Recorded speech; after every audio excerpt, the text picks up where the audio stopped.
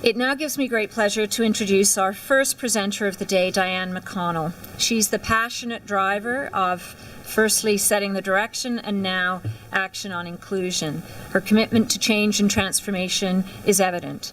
Her history with the concept of inclusion is deep. In fact, her entire career has been devoted to finding ways to make all students feel valued and welcomed in school settings. And it's a topic that became even more poignant for her when she became the parent of two sons with significant disabilities. Diane, and you've met her before, is an eloquent spokesperson for this subject. Please welcome Diane McConnell. Thank you, Catherine, and good morning, everybody. Such an exciting day, and it's just absolutely fabulous to be here. Today is an important day in the journey towards implementation of an inclusive education system. It's a day when we have an opportunity, you in your role as a partner and stakeholder of education, and us in our role with government, to come together and affirm our vision for this inclusive education system. Bring some clarity to the respective roles as we work on this transformation together, and celebrate some of those amazing, promising practices that you and your colleagues have already engaged in to move this agenda forward. Let me remind you that the steering committee listened very carefully to what Albertans had to say and the ideas that they had to offer. Over 7,000 Albertans contributed to the vision for an inclusive education system that they defined as a system that meets the learning needs of all students, including those with diverse or different learning needs.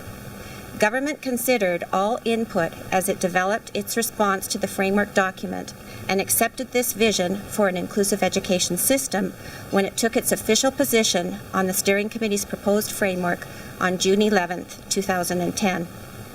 The Setting the Direction Framework government response presents an approach that means greater collaboration among health, education, and social services professionals in working with families to determine what children need at every stage of their development and providing seamless supports and services in a one government approach. Education, in partnership with Health and Wellness and Children and Youth Services, will work to reduce duplication across multiple mandates and improve the effectiveness of supporting children, students, and their families in ways that appear seamless, logical, and service-focused rather than system-oriented. You've told us, and it feels like things are moving so slowly, you say we're big on ideas and short on the details, and that it feels scary and frustrating. You're asking, what's going to be different for me? What does an inclusive education system look like in my jurisdiction? And what can we expect in terms of support and assurances from government to make this happen? Since the government announcement, we've put into place an inclusive education cross-ministry team that has the responsibility of developing and delivering on a detailed implementation plan for an inclusive education system with timelines. Soon, we can expect an external provincial advisory committee of stakeholders to be in place, and their advice and guidance will make a significant contribution towards the development of the plan. The implementation of an inclusive education system is an exercise in creating a cultural shift, and that's going to take time. It's a true paradigm shift in the way that Sir Ken described in his address. The very nature of this work is transformational because it requires individuals to approach their respective work differently. Their decisions and behaviors have to consistently provide the evidence that they value all students to the same degree. You see, we heard too many stories describing decisions and behaviors that cause many groups of students to experience being disenfranchised by an education system that tends to focus on typical learners. To successfully support a cultural shift and empower individuals with the confidence to move forward and work differently, we have to be very mindful and specific about what kinds of supports, encouragement, and information educators might require. We also must provide assurance that they will receive what they need to develop the confidence and courage to change their current practice, We'll talk about this process as capacity building. We know that there needs to be a well thought out capacity building plan that is integral to the implementation plan, and we're working on it. So what can we expect this implementation plan to look like? First of all, in our current system, we have a well-defined pathway through education that we expect typical learners to follow. Based on this pathway, we have an understanding of how to measure and report educational success for students.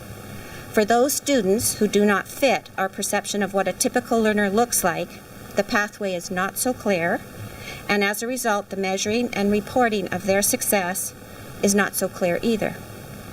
We need to broaden our perspective about student success and figure out multiple pathways through education, what that should look like. In doing so, the first step is to create expectations describing or defining student success in a much more broad and all-encompassing way. What resources, tools, guidelines, or indicators create the common understanding and common language that really establishes expectations for the educational success of all students? When we're clear about student success from a more broadened perspective, decisions need to be made about what we can expect a response to look like when a student demonstrates to us that they are not experiencing success. The work of establishing a continuum of supports and services guidelines provides the necessary guidance to ensure that we all understand what supports and services could and should be available to students in their classroom, in their school, and in their community. We need to bring clarity to what we describe as a hierarchy of intervention and consider supports and services from the perspective of universal, targeted, and specialized. Once we have a draft of the continuum of supports and services guidelines, it's time for the system to make some important decisions.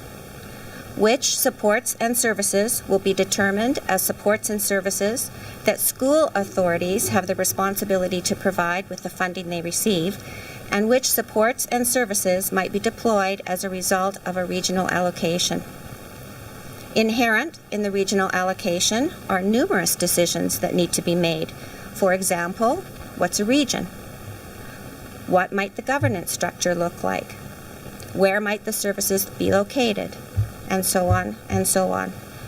The design of a service delivery model must take into consideration school authority deployment and regional deployment of supports and services, and we know that it needs to be seamless.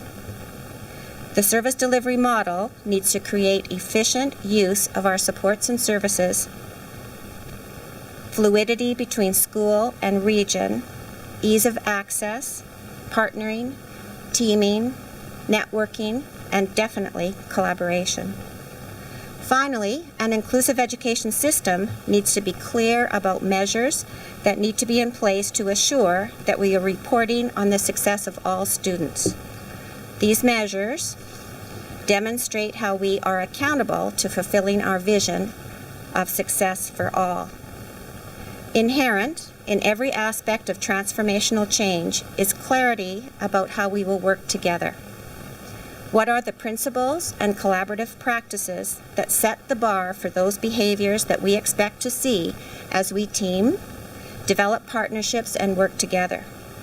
We've been very involved during the last year or more in researching and building awareness on wraparound principles.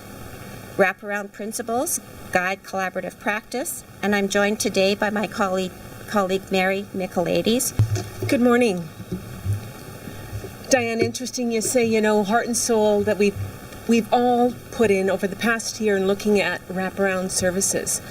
One of the things that I'd like to bring to your attention was last year when I was invited to become a secondee with Alberta Education, the big question was, what is wraparound? And I can probably go around every table in the room today and ask each one of you, what does wraparound mean to you?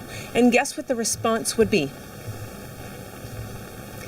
Everybody would have their own definition, their own insights, their own experiences on what wraparound services means to them. One of the goals that was a priority, I think, last year for the ministry was really to do an extensive research project on wraparound.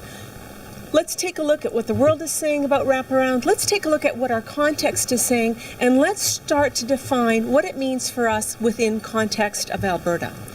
So many of you know and have seen the literature review is posted, and you'll get a website very shortly with the research that has been conducted.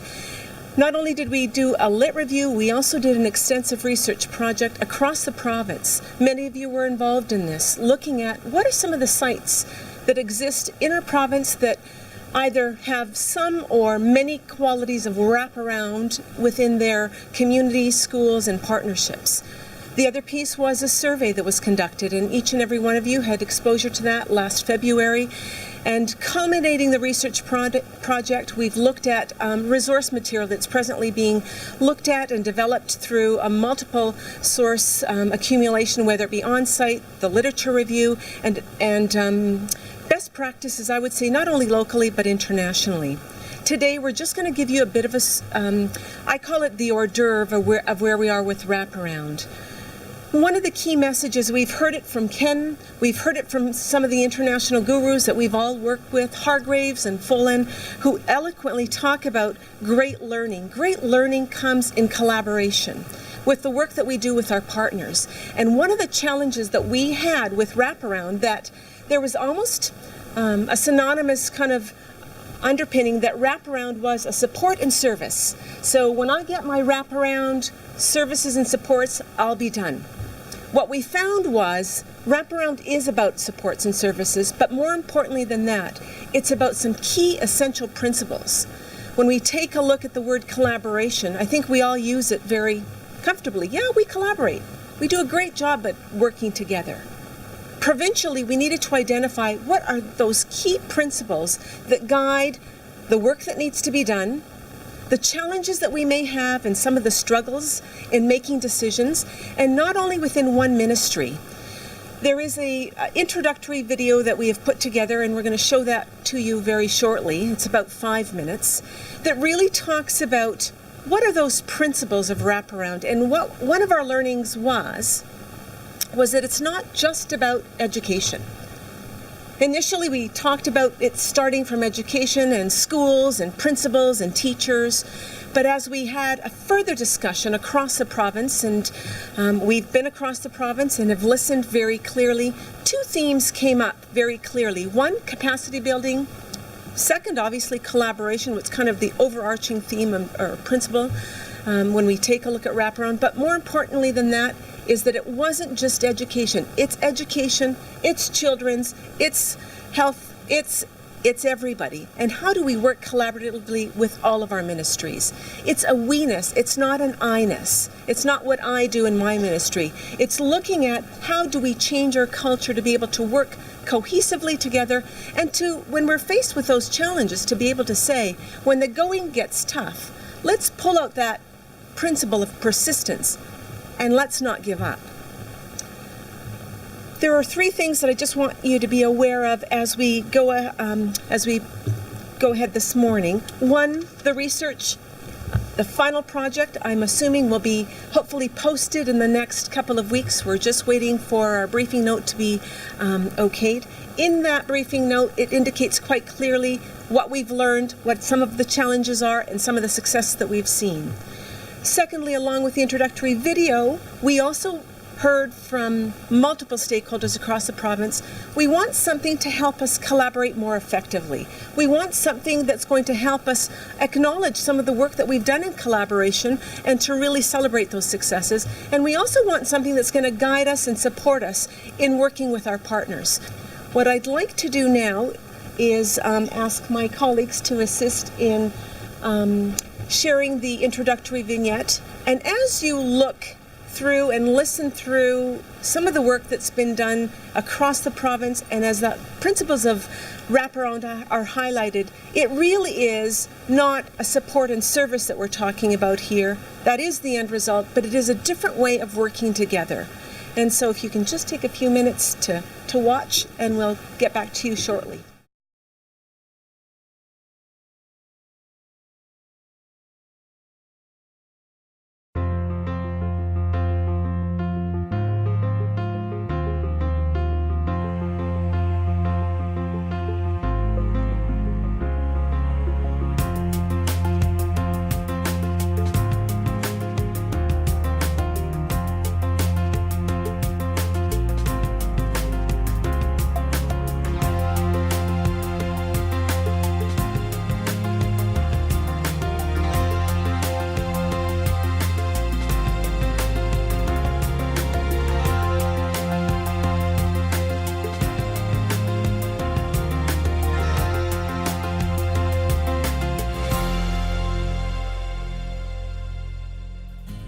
Across Alberta, there are many people and partners who are collectively taking action in supporting children, youth, and their families.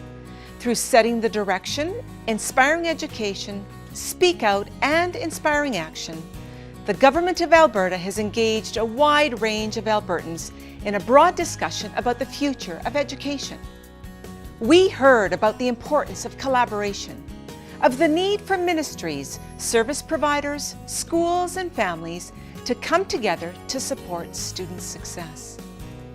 These conversations have been important to develop a vision for the next 20 years of education in Alberta. Key themes have emerged, including the concepts of collaboration and capacity building. These concepts are especially important to describe the collaborative work based on wraparound principles. Wraparound is a term that is commonly used to describe many of the promising practices that support children, youth, and their families to overcome challenges and experience success. Alberta Education completed an extensive literature review, a comprehensive research project, including looking at promising practices across the province. This information, with input from teachers, administrators, parents and youth, and other education stakeholders, resulted in Alberta's approach to collaborative practices based on wraparound principles. Wraparound is not a program. It's a collaborative process founded on 11 principles that resulted in coordinated and integrated supports and services. The first of these foundational principles is shared leadership. In schools where administrators model the value of collective wisdom, partnerships and collaboration naturally emerge.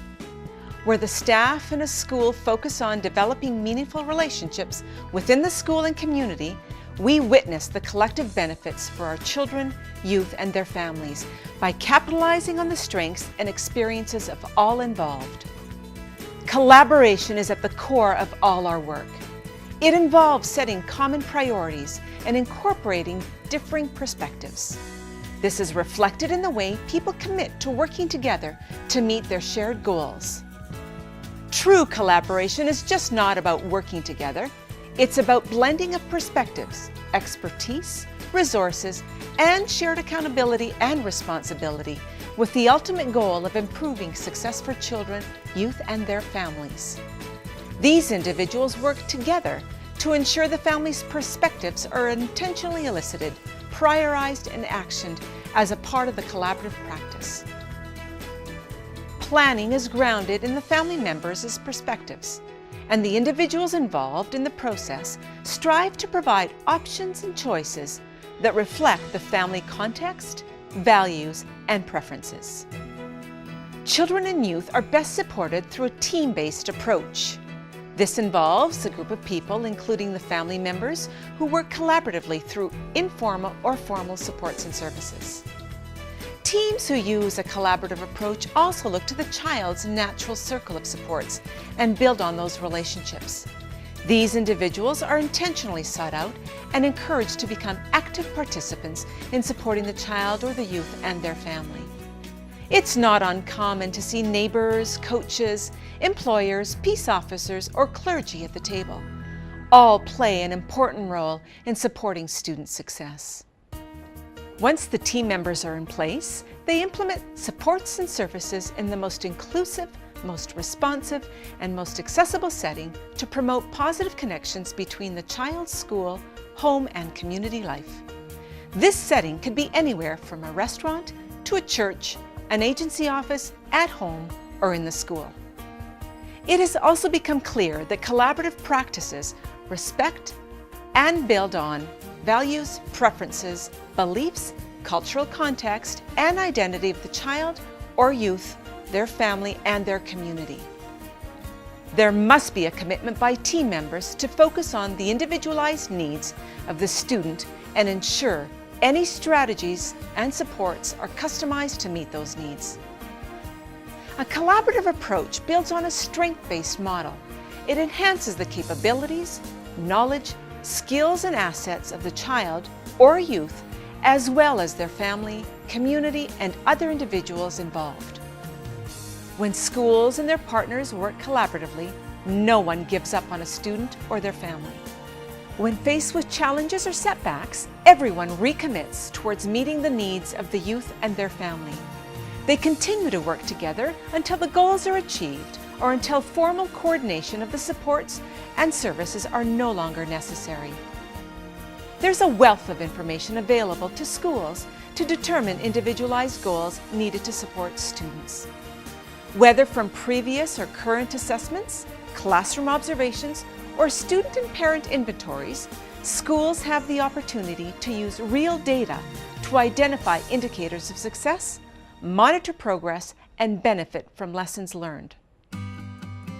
The Government of Alberta will continue to develop tools and resources to support collaborative practices based on these 11 wraparound principles, where timely and coordinated supports and services address the needs of our children, youth, and their families. We want to move from understanding children and youth identified as at risk to being at promise in order to help them experience greater success at school and in life. So let's continue working together to provide the right supports at the right time in the right place to improve education and life outcomes for children and youth at promise in Alberta.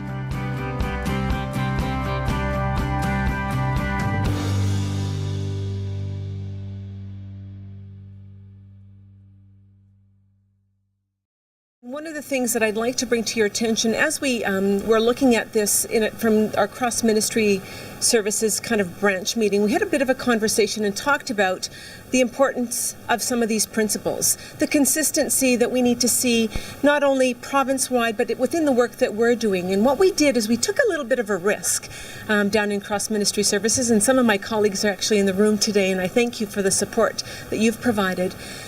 We looked at these principles and asked ourselves, so what do we need to do in looking at some of the principles? How are we going to be modeling these principles in the work that we do? Okay, folks, let's recap what you've heard this morning and set you up for an exciting day. First of all, let's be clear about what we mean by implementing an inclusive education system. Our definition of inclusion is value-based and speaks loudly to educational environments where every child or student feels welcomed, that they belong, and that they have the opportunity to become the best that they can be. It doesn't mean that we won't have specialized schools or classrooms, and it doesn't mean that every child or student will necessarily be in a mainstream classroom. Our current reality, which we're eager to transform, to shift the paradigm on, is that our system does not demonstrate that all children and students are valued to the same degree. Right now, our system doesn't provide evidence that differentness can become ordinary and that we can stop thinking of some students as not fitting. In order to create learning environments that demonstrate valuing of all students, we have to change. We have to change the way we think, we change the way we work, change our approach to working with others. This change or cultural shift is transformational, and it's messy, it's hard work, and it's terribly anxiety-filling. We don't know all the details yet, and we need to figure it out together. Our relationships with one another will change and shift. There seems to be an appetite for going softer on government rules and compliance measures, and harder on shared leadership of principle or value-based directions. This morning, I've outlined elements of an implementation plan that is driven from a principles or value-based perspective. These key areas included establishing high expectations for all children and students, developing a continuum of supports and services guidelines, designing a funding mechanism outlining school authority responsibility and regional responsibility in the deployment of supports and services, building a regional service delivery model outlining connection and interface between the school authority and the region, and finally, developing measures for reporting success for all students. During the past year, we've been talking about a number of pieces of work that we identified as priority work that would help us move forward towards implementation. Today, we're going to be talking about 4 of these pieces of work, and you're going to hear Alberta Education staff clarify the role of government with respect to this work. You'll also have the benefit of hearing from your colleagues examples of change in practice, which marks the beginning of cultural shift. Note, these examples move us closer to the principles and values that we've been talking about. Note, these examples have surfaced within our existing constructs. Note, change is afoot, and we all need to lift our heads and look to the future. I know that this is easier said than done, especially when some of our existing standards and processes do not align with our future direction. This is the real messy part of transition. We know that our existing standards and processes are there for a reason. They provide security and accountability, both important, and they also provide assurance that our students are being served well. We can't let these constructs go until we know for certain that we will replace them so that we can provide the same level of assurance, security, and safety that we currently have for our students. But also know we are all being invited to change and invited to think about and work on changing every day. So use today to think about what your next move will be. Be inspired by your colleagues' good news stories, and together, let's build an implementation plan for an inclusive education system that we're all going to be proud of. Enjoy your day. Thank you.